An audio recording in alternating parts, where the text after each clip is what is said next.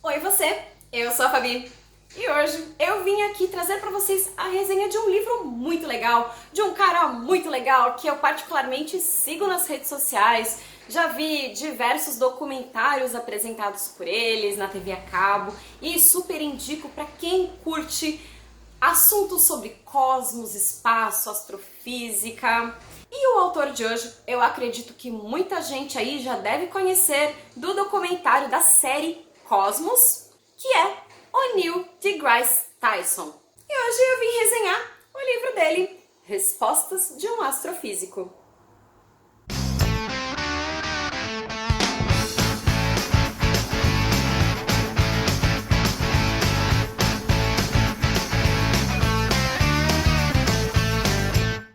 Mas antes de começar, se você ainda não é inscrito no canal, aproveite e se inscreve aqui embaixo no botãozinho inscrever-se.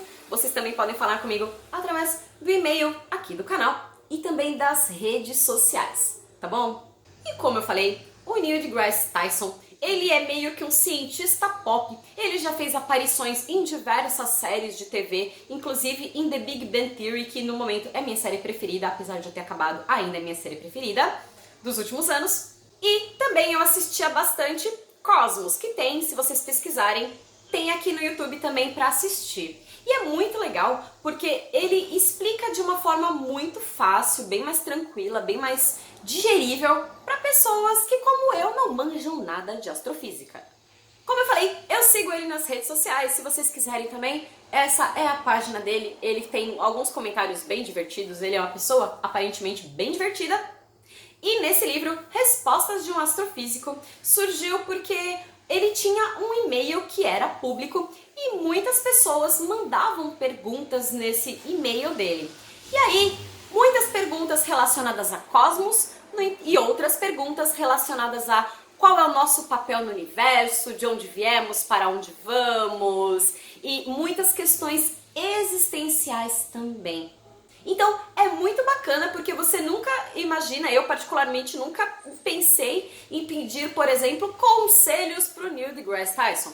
No entanto, muitas pessoas os fizeram e ele respondeu a cada uma. É muito interessante que tem algumas perguntas que você pensa, sério, mano, que você perguntou isso? E ele responde, inclusive, de forma irônica. Inclusive, quando a pessoa responde de volta, ele comenta se que a pessoa não gostou do comentário dele, da resposta dele, achou ele grosseiro. Então é uma coisa bem divertida assim de você ler, saber como é que funciona também esses bastidores da vida de um astrofísico pop. E aí, nesse livro eu selecionei algumas partes que eu particularmente achei bem legais, bem divertidas, para dar uma pincelada sobre um pouco do que é esse Respostas de um Astrofísico. E uma das coisas muito legais que vamos chamar de coincidências é que o Neil nasceu justamente na semana em que a NASA foi inaugurada. Olha só! E aí logo no comecinho ele fala um pouco sobre as dificuldades dele para ingressar nesse ramo. E como na época da segregação ele sentia que talvez fosse um pouco difícil chegar nesse posto que ele ocupa hoje. Ele fala o seguinte: enquanto você comemorava seus avanços mensais nas explorações espaciais, dos programas Mercury ao Gemini e ao Apollo, eu via o país fazendo todo o possível para marginalizar quem eu era e o que eu queria me tornar na vida. É bom que você saiba que entre os meus colegas, fui um dos únicos da minha geração que se tornou astrofísico, apesar das suas conquistas no espaço, em vez de por causa delas. Em busca de inspiração, eu me voltei então para bibliotecas, livros sobre os cosmos vendidos a saldo em livrarias, meu telescópio no topo do prédio e o planetário Hayden. Após alguns percalços em minha vida acadêmica, quando minhas ambições às vezes pareciam ser o caminho de maior resistência em meio a uma sociedade hostil, virei cientista profissional. Eu me tornei astrofísico. E eu achei super importante ele pontuar isso logo no começo, esse trecho autobiográfico, justamente porque infelizmente muitas pessoas quando atingem altos patamares são julgadas como sorte ou fez coisas para estarem lá, mesmo que elas tenham ralado literalmente a vida toda por um pedacinho de reconhecimento. E aí, logo uma das primeiras perguntas que ele responde diz o seguinte, eu achei bem interessante.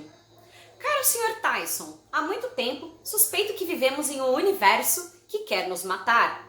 Portanto, não me surpreende que o senhor diga nas suas palestras. Mas onde está a esperança? Ou não existe nenhuma? Em 2001, passei 13 dias em coma e milagrosamente voltei à vida para continuá-la ao lado de meu amado marido. Ele cantou uma canção de amor para mim, me pediu que eu voltasse, eu abri os olhos e sorri para ele. No entanto, estou definitivamente modificada pela extensão das informações que trouxe comigo depois daquele curto período, grande parte das quais eram coisas ruins. Será que, na sua opinião, as coisas ruins são a maior parte do que existe por aí? E em caso afirmativo, como se pode aproveitar a vida? Ou isso não é possível? E é isso que ele responde. Eu vejo dois tipos de esperança. Um deles é uma espécie de esperança religiosa em que alguém reza ou realiza algum tipo de ritual pedindo que as coisas melhorem. Mas existe também outro tipo de esperança, o desafio de aprender sobre o mundo real e usar a nossa inteligência para mudar as coisas para melhor. Nesse sentido, é o indivíduo que tem o poder de trazer esperança para o mundo. Então deu para ver que é muito bacana, eu gostei muito da linha de pensamento, me identifiquei muito com a linha de pensamento dele. E aí tem diversas outras questões que ele traz, como por exemplo, uma moça que está sem emprego há bastante tempo e com isso ela tem muito medo de não conseguir sustentar os filhos dela.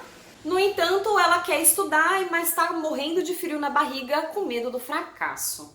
Diz que tem muita vontade e determinação.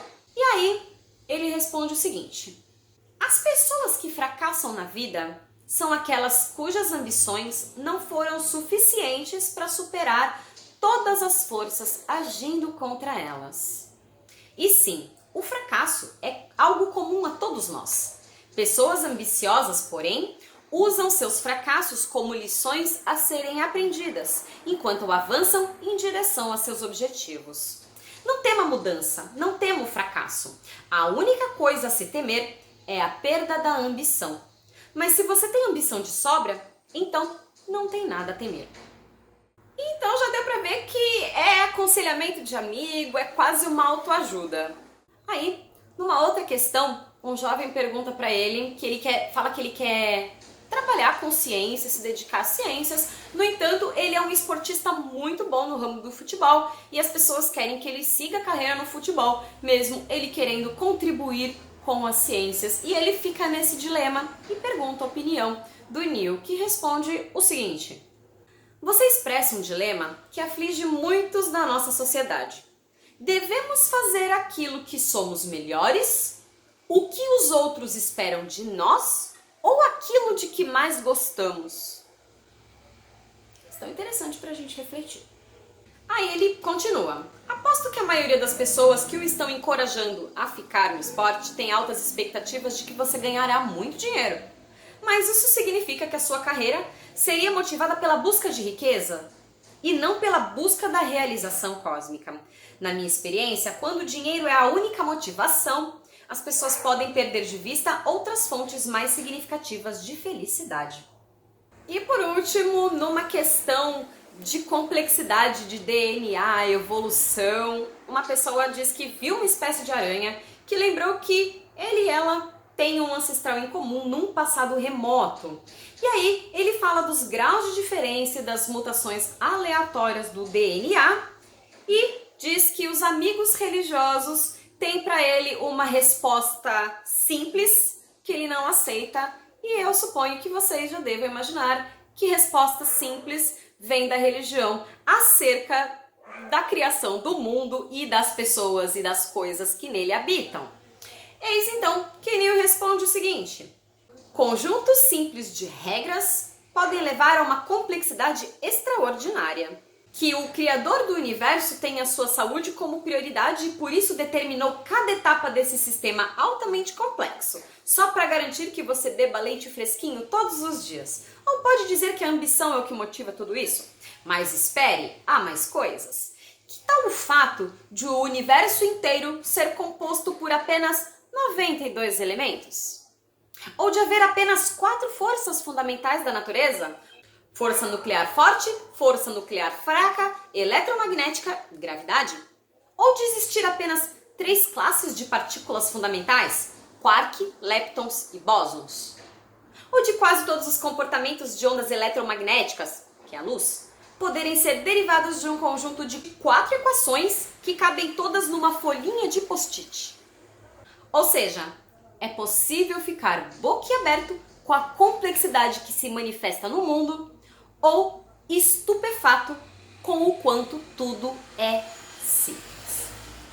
E com esta parte eu finalizo essa resenha, porque com certeza eu espero que tenha dado pelo menos uma pulguinha atrás da sua orelha, uma curiosidadezinha de saber um pouco mais. Então eu achei muito legal e principalmente vindo de uma pessoa que estuda há tantos anos, eu acho que ele tem bastante propriedade para falar sobre o assunto. Como eu falei, eu me identifiquei bastante com o tipo de pensamento, gostei bastante até das ironias, dos sarcasmos, das respostas. Achei bem interessante, uma coisa bem dinâmica mesmo, parece até que você está participando ali dos e-mails. Então eu gostei muito desse livro. Se você aí já leu outros livros do Neil, você pode me indicar aqui embaixo ou para outras pessoas que ainda não conhecem o trabalho dele. E eu espero que você tenha gostado. Se você gostou, não esquece de deixar o seu joinha, se inscrever aqui no canal para receber as notificações dos próximos vídeos. E vocês também podem ver os diversos vídeos dessa playlist aqui em cima, tá bom?